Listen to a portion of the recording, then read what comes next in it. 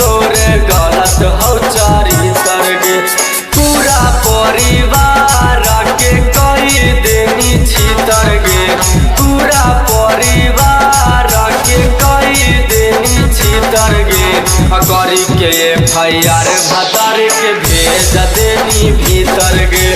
करी के FIR भतार के भेज देनी भीतर गे।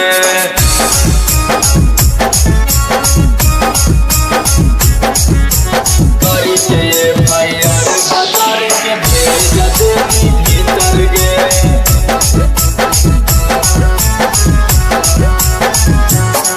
अग भातार मारल केस कैनी हाई कोर्ट गे।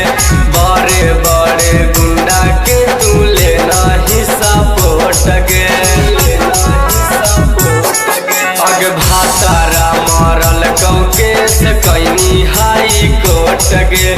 बड़े बड़े गुंडा के तू लेना ही सपोर्ट गे।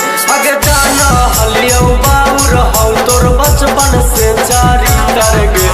जाना हलियो बाउर हौ तोर बचपन से चरित्र गे। करी के FIR भतार के भेज देनी भीतर गे। करी के FIR भतार के भेज देनी भीतर गे।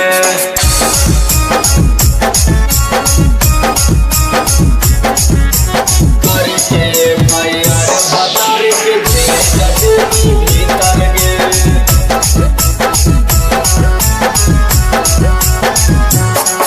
अगराऊ साना रोही साथे कैनी विषाघात गे।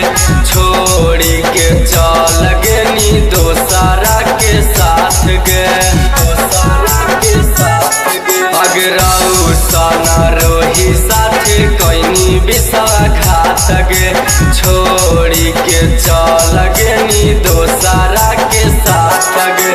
छोटू अनमोल के बनाई देनी चीटर गे।